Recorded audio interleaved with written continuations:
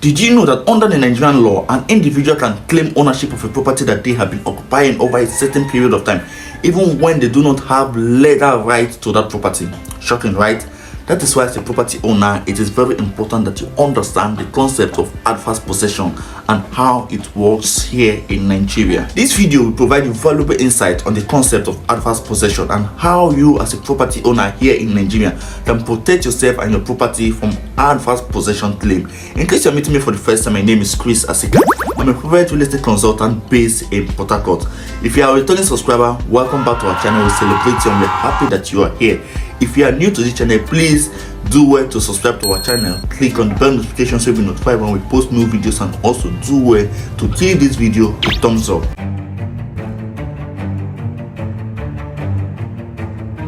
Welcome back. So what exactly is adverse possession? Adverse possession is a legal principle that allows an individual to acquire ownership of a property by occupying it for a certain period of time, even though they do not legally own the property. Under the Nigerian law, an individual who has continuously occupied a property for a period of at least 12 years without interruption, objection or challenge from the rightful owner can claim legal ownership of that property through adverse possession. But then, to establish an adverse possession claim, an individual must be able to prove the following. 1. He must be able to prove that he has continuously stayed in that place for a period of at least 12 years without interruption from the rightful owner. He must provide evidence that he has continuously stayed in that place, that he has not left that place for at least the past 12 years without being challenged or interrupted about that property from the rightful owner. Secondly, he must be able to prove that he have openly been in possession of that property for at least the past 12 years, that his possession of the property was apparent and visible to everybody that is around, even the rightful owner. If he can prove that everybody have known that he have been in possession for that property for at least 12 years, then he can claim that property through adverse possession. Thirdly, he must be able to prove that his possession of that property is adverse to the rightful owner, meaning that he has been staying there without the consent or the interest of the rightful owner. If he can prove these 3 points to the court, then he can legally claim a property that does not belong to him. Now let's look at some examples of adverse possession so we can have a better understanding of how these principles work here in Nigeria. Mr. A inherited the property from his father while he was in the UK, and he had been there for the past 15 years. While he was there, one Mr. B had been occupying that property and he had been cultivating the land for that 15 years that Mr. A was away. Mr. B can legally claim ownership of that property through adverse possession because he had been cultivating it for the past 15 years without being challenged or interrupted by the rightful owner, who is Mr. A. Let's look at another example. Mrs. A inherited the property from her late husband, and after the demise of her late husband, one Mr. B had been occupying that property, and after some few years of occupying the property, Mrs. A found out that someone was occupying the property and he challenged him and asked him to leave the property. However, Mr. B never left there. He stayed there for at least 12 years, and after that time, he wanted to claim adverse possession. But unfortunately, he would not be able to claim that property because before the period of 12 years, he had been continuously challenged and obstructed by Mrs. A, who was the rightful owner of the property. These examples demonstrate that adverse possession can occur in different ways, and it is crucial that a property owner should take some necessary steps to protect himself and his property from adverse possession claim. Now that you have gotten a better understanding of what adverse possession is all about, and you have seen some examples of how it can take place, now let's look at how you can protect your property from adverse possession claim. The first step that you can take in protecting yourself against adverse possession claim is to make sure you inspect your property regularly. In the case where you are not around, maybe you are in the diaspora, it is important you don't allow your property to lie fallow. Make sure that you put that property in the care of somebody, that someone is coming there regularly to look after your property and will inform you if anything is going on in that property. If you're in the diaspora and you don't have time to regularly come and inspect your property, or you don't even have anybody that can inspect your property on your behalf, it is best you buy from an estate. You buy from a real estate company, because if you're buying from a real estate company, nobody can claim your property because the property is in the custody of the real estate company and they know everything that is going on inside the estate.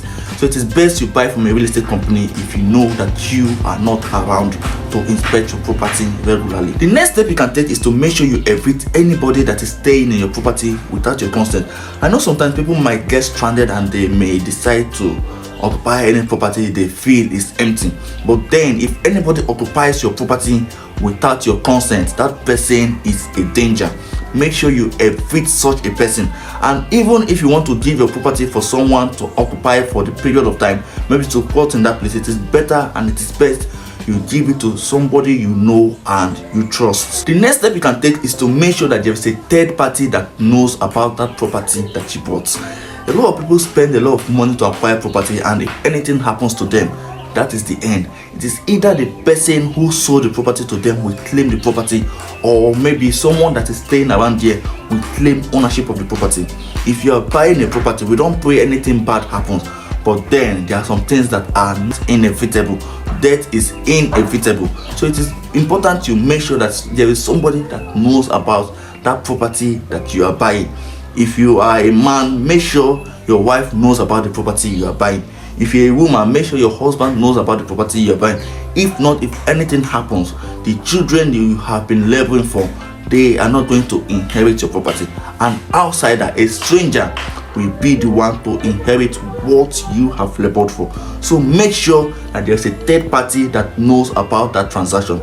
If not, the property might easily be possessed by an adverse possessor. The next step is to consult your lawyer. As soon as you notice that there is a dispute, there is an argument over your property, the first thing you should do is to consult your lawyer so they can explain to you your right and your obligation and the next step that you are going to take. As soon as you notice any dispute, don't waste time, don't hesitate.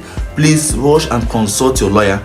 If not, you might be at risk of losing your property.